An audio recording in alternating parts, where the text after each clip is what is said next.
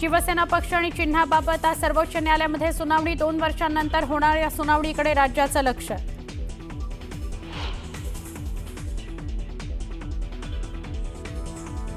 मनसेचं आजपासून इगतपुरीमध्ये 3 दिवसाचं राज्यस्तरीय शिबिर। राज ठाकरे स्वतः शिबिरात करणार मार्गदर्शन। शिवसेना उबाठा सोबतच्या युतीबाबत काय निर्णय घेणार याकडे सगळ्यांचं लक्ष।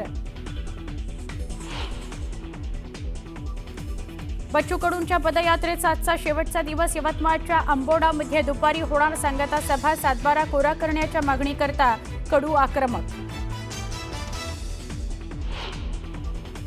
संभाजी ब्रिगेडच्या प्रवीण गायकवाड यांना पंढरपुरात दुग्धाभिषेक। अक्कलकोटमधील घटनेच्या निषेधार्थ दुग्धाभिषेक। पुण्यामध्ये मराठा समाजाची महत्त्वाची बैठक। विरारमध्ये रिक्षा चालकाच्या मारहाणीवर भाजप खासदार निशिकांत दुबेंची ठाकरे बंधूंवर घणाघाती टीका। जशास तसं उत्तर दिल्याशिवाय ठाकरे बंधू गप्प बसणार नाहीयेत का, विचारला प्रश्न। नागपूर ड्रग्ज तस्करी प्रकरणात माजी नगरसेवकाच्या मुलाला अटक। आरोपीकडून 1.5 लाखांचं ड्रग्ज जप्त। गणेशपेठ पोलिसांची मोठी कारवाई।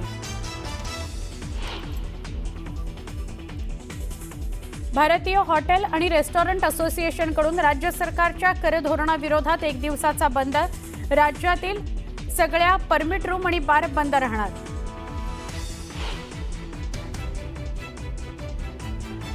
उत्तर भारताला मुसळधार पावसानं झोडपलं। राजस्थानातल्या अजमेर स्टेशनवर पाणीच पाणी। वाराणसीत गंगा नदीनं ओलांडली धोक्याची पातळी। भारताचे शुभांशु शुक्ला यांना इंटरनॅशनल स्पेस स्टेशनमधून दिला निरोप। अंतराळ स्थानकातून आज पृथ्वीकडे होणार रवाना।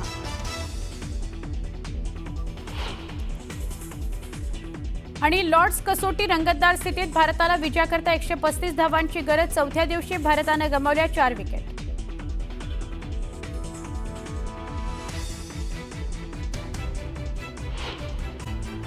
शिवसेना हे पक्षाचं नाव आणि धनुष्यबाण हे चिन्ह एकनाथ शिंदेंच्या शिवसेनेला देण्यात आलंय। निवडणूक आयोगाच्या निर्णयाविरुद्ध ठाकरेंच्या पक्षाने केलेल्या याचिकेवर सर्वोच्च न्यायालयात आज सुनावणी होणार आहे। सर्वोच्च न्यायालयामध्ये या प्रकरणात सुनावणी होणार असल्यानं महापालिका आणि जिल्हा परिषदांच्या पार्श्वभूमीवर काय निकाल लागतो याची उत्सुकता आहे। न्यायमूर्ती सूर्यकांत आणि न्यायमूर्ती जोयमुल्ला यांच्या खंडपीठासमोर ही सुनावणी होणार आहे।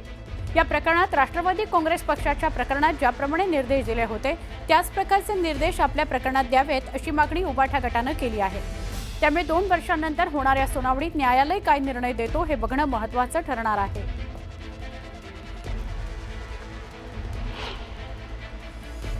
पक्षचिन्हासंदर्भातल्या वादाचं प्रकरण चांगल्या पद्धतीने केंद्रीय निवडणूक आयोगाने हाताळलं नाही।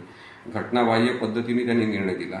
त्यामुळे त्यांच्याकडे ते फेर विचारासाठी पाठवावं आणि सर्वोच्च न्यायालयाने जो पक्षांतर बंदी संदर्भातला निकाल दिला होता त्यातल्या तत्वांवर आधारित विचार व्हावा आणि पुनर्लोकन या निर्णयाचं झालं पाहिजे। आणि जोपर्यंत इलेक्शन कमिशन पुनर्विचार या निर्णयाचा करत नाही त्या कालावधीसाठी धनुष्यबाण हे पक्षचिन्ह कोणीच वापरू नये अशा प्रकारची बंदी त्याच्यावर आणावी।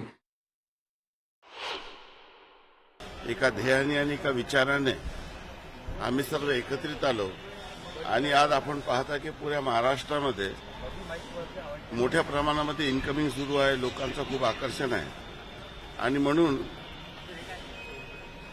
आज आमची बैठक देखील आहे आणि कोर्टाच्या निकालासाठी आम्ही कधी काही खूप जास्त चिंता केली नाही, कारण की आहे त्या प्रत्येक परिस्थितीमध्ये समोर जाण्याची आमची तयारी आहे। प्रशांत लीला रामदास आमचे प्रतिनिधी आपल्या सोबत नवी दिल्लीतून जोडले गेलेले आहेत, त्यांच्याशी बोलूया। प्रशांत, आज महत्त्वाचा दिवस आहे, काय निर्णय लागतो याची सगळ्यांना उत्सुकता आहे, काय सांगाल या सुनावणी संदर्भात? स्वर्ण आज निर्णय तर येणार नाही, मात्र ज्या पद्धतीने दोन्ही पक्षांच्या वकिलांनी ज्या पद्धतीने माहिती दिली आहे त्याच्या आधारावर असं म्हणता येईल की होऊ शकतं ज्या पद्धतीने एकनाथ शिंदे यांच्या नेतृत्वातील शिवसेना पक्ष आहे या शिवसेना पक्षाला आज निश्चितपणे नोटीस दिल्या जाऊ शकते। सोबतच हे अत्यंत महत्वाचं आहे की गेल्या 2 वर्षानंतर पुन्हा एकदा सुनावणी होते। आपल्याला माहित असेल की सुप्रीम कोर्टाला सुट्ट्या होत्या, त्या दरम्यान शिवसेना उद्धव बाळासाहेब ठाकरे पक्षाच्या वतीनं एक याचिका दाखल करण्यात, हस्तक्षेप याचिका दाखल करण्यात आली होती या हस्तक्षेप याचिकेत दाखल करण्यात मागणी केली की स्थानिक स्वराज्य संस्थेच्या निवडणुका आहे त्यापूर्वी शिवसेना पक्ष आणि चिन्हचा जी याचिका आहे यावरती निर्णय देण्यात यावा. त्यावेळेच्या सुट्टीतील न्यायालयांनी हे स्पष्ट केलं की या संदर्भात आम्ही 14 जुलैला सुनावणी घेऊ. त्यामुळे आज जस्टिस न्यायमूर्ती सूर्यकांत यांच्या अध्यक्षतेखाली खंडपीठापुढे ही सुनावणी होणार आहे. साधारणतः दुपारी 12:30 वाजता ही सुनावणी होणार आहे. आज सकाळी 11 वाजता सुप्रीम कोर्टाचं काम सुरू होणार आहे. आज सुप्रीम कोर्टाचा पहिला दिवस आहे. 10:30 वाजता नेहमी सुरू व्हायला पाहिजे, पण काही न्यायमूर्ती नवीन आलेले आहेत त्यांचं स्वागत आहे आणि त्यानंतर 11 वाजता खास करून सुनावणीला सुरुवात होईल. पण महत्वाचं म्हणजे आपली जी सुनावणी आहे ही जस्टिस सूर्यकांत यांच्या खंडपीठापुढे होईल. महत्वाचं म्हणजे यामध्ये केंद्रीय निवडणूक आयोगाने जो निर्णय दिला होता त्या निर्णयामध्ये शिवसेना पक्ष आणि चिन्ह हे दोनही शिवसेना पक्षाला म्हणजे एकनाथ शिंदेना देण्यात आलं होतं. त्याच्या विरोधामध्ये उद्धव बाळासाहेब ठाकरे पक्षाच्या वतीनं शिवसेनेच्या वतीनं याचिका सुप्रीम कोर्टात दाखल करण्यात आली. जवळपास 2 वर्ष यावरती कुठल्याही प्रकारची सुनावणी होऊन झाली नाहीये. 2 मुख्य न्यायाधीश नियुक्त झाले. यामध्ये न्यायमूर्ती चंद्रचूड असो की न्यायमूर्ती खन्ना असो यांच्या नंतर आता ही सुनावणी आज खास करून जस्टिस सूर्यकांत यांच्या खंडपीठापुढे होण्याची शक्यता आहे. त्यामुळे आज असं म्हणावं लागेल निर्णय येणार नाही, पण या याचिकेवरती सुनावणी सुरू झाली हे अत्यंत महत्वाचं आहे आणि आता ही अंतिम सुनावणी असेल. होऊ शकतं आगामी 2 ते 3 आठवड्यामध्ये या प्रकरणावरती अंतिम निर्णय येण्याची शक्यता आहे. नक्की धन्यवाद माहिती दिली त्याबद्दल. पुढची बातमी. एक देवाभाऊ आहेत, त्यांच्याकडे सगळं काही आहे तरी सुद्धा फोडाफोडी करतोय अशा शब्दात उद्धव ठाकरे यांनी मुख्यमंत्री देवेंद्र फडणवीस यांच्यावर टीका केली. या टीकेचं निमित्त काय तर नाशिकचे देवाभाऊ वाघमारे यांनी ठाकरेंच्या शिवसेनेत प्रवेश केला. यावेळी मातोश्रीवर झालेल्या वाघमारेंच्या पक्षप्रवेशावेळी उद्धव ठाकरेंनी देवाभाऊ म्हणजेच देवेंद्र फडणवीस यांच्या शब्दावरून कोटी केलेली आहे. बोलत होते लक्षात नाही आलं म्हटलं बरं झालं आपल्याकडे सुद्धा एक देवाभाऊ आहे. आता समजलं ना. पण दोघांमध्ये फरक आहे. एकाकडे सगळं काही आहे तो पुढापुढी करतोय. आता मी बोलत होते लक्षात नाही आलं म्हटलं बरं झालं आपल्याकडे सुद्धा एक देवाभाऊ आहे. आता समजलं ना. पण दोघांमध्ये फरक आहे. एकाकडे सगळं काही आहे तो पुढापुढी करतोय. त्यांना सांभाळता येत नाही, त्यांना आपले कार्यकर्ते सांभाळता येत नाही. उद्धवजींना भेटायला कार्यकर्त्याला वेळ नाही, त्यामुळं कार्यकर्ते अस्वस्थ आहेत. शेवटी कार्यकर्त्याचे कामं झाले पाहिजे, जनतेचे कामं झाले पाहिजे. जाणार कुणाकडे? आपला नेता जर अवेलेबल नाही आहे, उद्धव ठाकरे जर कार्यकर्त्याकरता अवेलेबल नाही, जाणार कुणीकडे? त्यामुळे कुठे जातील कार्यकर्ते? भारतीय जनता पार्टी येत आहे. या ठिकाणी देवेंद्रजी अवेलेबल आहे, मी अवेलेबल आहे, रवी चव्हाणजी आहे, आमचे गिरीश महाजनजी आहेत. महाराष्ट्रामध्ये जवळपास डझनभर नेते आहेत. 137 आमदार आहेत अवेलेबल आमच्याकडे. आणि त्यामुळे आमच्याकडे येणाऱ्या प्रत्येक कार्यकर्त्याचं नागरिकाचं काम आम्ही करतो. म्हणून भारतीय जनता पार्टीकडे जनतेचा गोळा आहे. पुढच्या बातमीकडे वळू. या गुणरत्न सदावर्ते काय म्हणतायत ते आपण समजून घेणार आहोत. सरकारनं पुन्हा त्रिभाषेचा GR लागू करावा अशी मागणी वकील गुणरत्न सदावर्ते यांनी केली आहे.